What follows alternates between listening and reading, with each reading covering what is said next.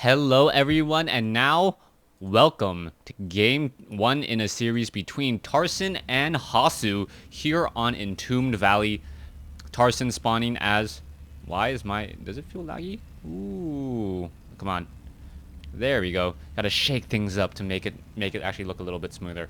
Alright, Tarson spawning as the blue Terran player on the bottom left-hand side of the map. Meanwhile, Hasu spawning as the red Protoss. Protoss versus Terran here on Entombed Valley, as we see Hasu building a pylon close to home. Much more traditional build as opposed to, say, that forward fast expansion style that we saw yesterday, if you guys do watch me daily. Now, a couple of things I wanted to say.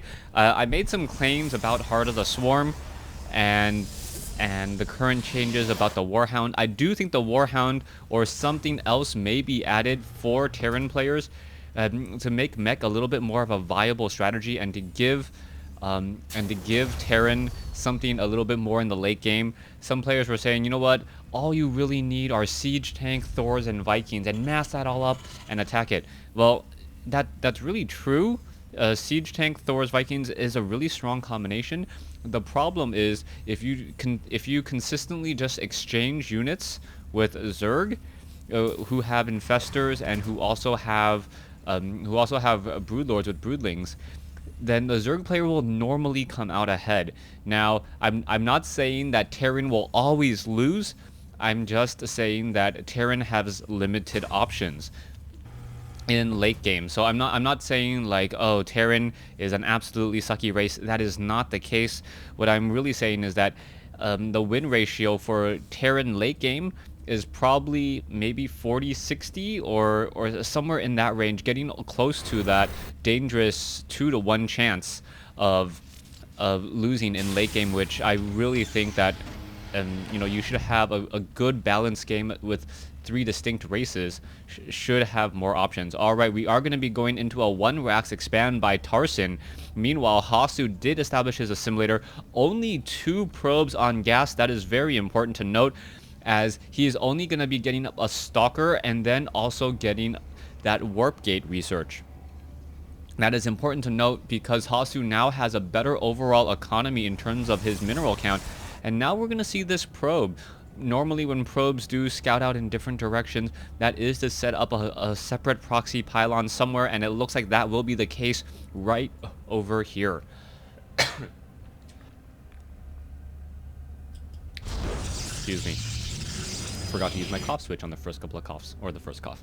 Now, coming back in, we are going to see Tarson now establish 1 more barracks. Normally, Terran players do establish 2 more barracks and also get this bunker up on the high ground to prevent any sort of 4-gate pressure. Tarson did scout out his opponent, though, saw that there was in fact a nexus at the natural, and knows that there shouldn't be a major attack coming in anytime soon. 1 bunker should be able to handle any stalkers and zealots that try to slip their way past. We are going into 2 barracks now being constructed by Tarson, with only 1 refinery being placed down. This is a little bit of a variation. Perhaps more Marines will be added on, and then there will be a delay in terms of that tech lab, stim pack, and combat shield. Now, taking a look at what Hasu is doing. Hasu, once again, showing real brilliance here with multiple pylons. It's doing these small things where you can reinforce anywhere as a Protoss player that really help out in the long run. Also, these pylons are in key locations outside of the centers of Naga Tower where they may spot a drop coming. With that 5-second reinforcement time from those warp gates, it's very, very easy for a Protoss player to shut down any drops before they really get started. Now, coming into here, we'll see what Tarson's strategy will be. You can see that tech lab is up. We should be seeing stim or combat shield come in. We are getting that 2nd refinery already, but we still need more SCVs on gas, as we only see a total of now 6 coming in here. Hasu did do that little bit of a poke up the ramp to see what's happening. Marines now making their way down, and they may catch some of these stalkers out of position. Oh, will they be able to get the shot off? No, they will not. Down to 17 hit points as the stalker now chasing after the units. That 1 Marine, very nice micro by Tarson, making sure the lower hit point Marine does jump inside that bunker. 7-minute mark, a second bunker now being placed down. We are going into stim pack and also going into a factory. No combat shield as of yet. This is a 2 racks build or 3 racks build, 1 tech lab, no marauders at this stage. So this is much more of a defensive move. Not going to have that much kiting or crowd control, so to speak, with those concussive shells. Stalkers still sitting here on the low ground. Hasu sitting very comfortably on 4 gas now. Meanwhile, it looks as though Tarson is still running off of 2 gas, being a little bit supply block there. He needs to train up more supply depots at a time, as he is sitting at 58 over 62 with still 15 seconds to go on those 2 supply depots. Now, this time maybe a good opportunity to add in a reactor, perhaps add in a starport, and turn into that standard Terran bio play, but we already have a robotics bay coming in from Hasu. Now, one of the reasons why marauders are normally suggested against Protoss, not only because they're effective against stalkers and zealots, but they have much more survivability against colossi. Colossi, once there are 2 colossi on the field with level 1 weapons upgrade, you can essentially just melt marines before they even get within range. Forge now also being placed down, so we could be seeing some level 1 weapons and armor upgrades for ground units. Hasu still primarily using sentries and zealots back at home. He will be able to crowd control many of those marines, group them together, and then slice and dice them once they're all pretty much sitting next to each other for those colossi laser beams to kill them. Now, Hasu is looking to take up his 3rd base, and meanwhile, Tarson has yet to build up another command center here. The observer of Hasu is keeping track of this, and I'm going to be curious to see if Hasu actually establishes this nexus. He knows that there is not a second base yet, as an observer is going to get shot down there. Really good map awareness by Tarson. And now Hasu may instead, yes, forego this nexus a little bit for more units. Getting in additional warp gates, that is very important. He knows that his opponent is not trying to expand right now. He is reading his opponent perfectly and going to be doing that attack. Now, Tarson doesn't have that many upgrades. Now just getting combat shield, will have some medevacs out, but he is building his army to be destroyed by Hasu. Extended thermal lance range, Colossus still being trained, Nexus now being placed down, and anytime a Protoss player is able to establish up his 3rd before a Terran, that is generally of bad things to come for a Terran player. Now, Tarson is taking this opportunity to move out with his units. It looks like combat shield is not going to be ready in time. That is huge. That means that those Colossi are really going to be able to take down these Marines, especially with Stim. These Marines will have 35 hit points after Stim, as we now see a round of Zealots looking to perhaps put pressure here on that 3rd base. Nexus already coming in as well. Here we go. There is 1 observer nearby. Is Tarson going to spot that observer? Oh, he's purposely moving around, perhaps looking for that observer, but doesn't really see it.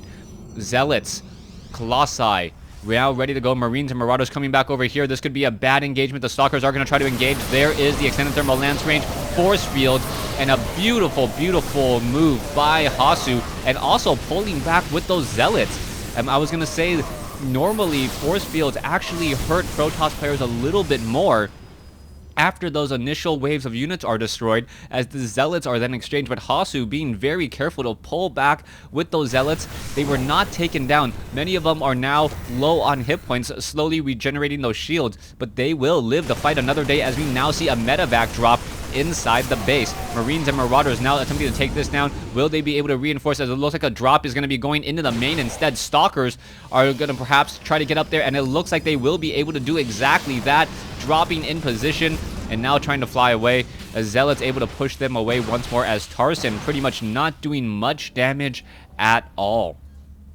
3 base Hasu versus a 2 base Tarson. This is not looking good. There is 1 medevac sitting off in the corner. It will get shot down. Not every corner is created equally, as we see, and Hasu able to take that down. Meanwhile, we see another drop trying to come in, only takes down a pylon, and the Colossi of Hasu quickly arrive to push it back once more. Command center of Tarson being built here. Is it actually going to be lifted off and landed at this high ground location? No, it's going to do a little bit of long distance traveling, as Marines and Marauders are going after Zealots. The Zealots, are they going to actually get kited? No. Some Marines will get taken down. 3 Marines or 2 Marines for 3 Zealots there, as now the destructible rocks here will get destroyed. Vikings in ground mode, 12 damage a second. Pretty effective at destroying these destructible rocks, as another drop has happened over here. The Nexus looks like it will get taken down. The Marauders, oh, yes, will be able to finish off the Nexus, but the Medevacs will be able to get 1, if not 2. Oh, wow, another Medevac escapes at 24 hit points.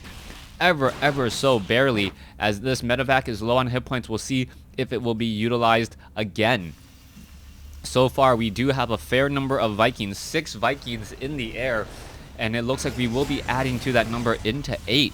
Will Tarson be able to destroy these Colossi before the Colossi destroys the ground infantry? That is going to be key.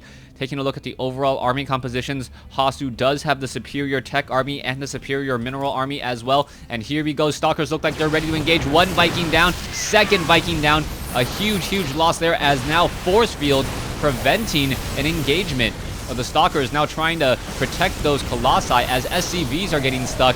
And this is huge. This one command center, what is happening here? Sentry now getting taken down. More units coming back over. SCV once again destroyed. Will they be able to shoot down this command center? No, they will not, as the Vikings are still trying to get within range. Colossi staying in the back.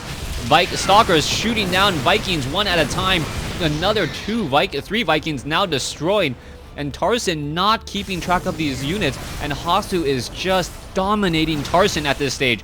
The Viking, oh, almost gets taken down. 2 upgrades on those Stalkers, allowing many of those Stalkers to get in the additional damage and go for the kill. Hasu is now running up on 3 bases once more. Let's take a look at the harvester count and worker kill count. 16 workers killed by Hasu. We are at 60 compared to 57, as a new Zealot looks to perhaps put in pressure here. We are not upgrading to an orbital command, instead just repairing a command center. And what will be happening next, as the Zealot simply just sits there and lies in wait.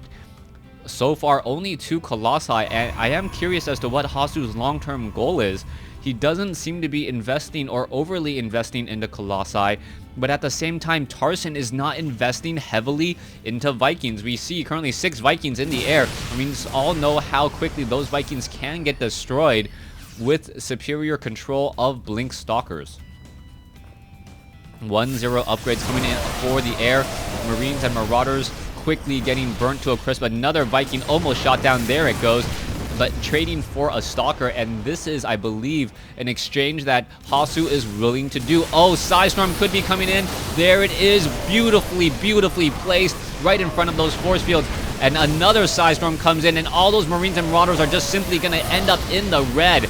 A beautiful engagement here. The Vikings will finally finish off all of those units here, but the force fields are causing problems. EMP shockwaves, it appeared, yes, cast a whole bunch of sentries, and now Hasu doesn't have that many units in this engagement. Back over here, Zealots, however, destroying a lot of the buildings, not engaging against the army, as the Zealots are now getting into a little bit of a street fight here, bringing swords to a gunfight.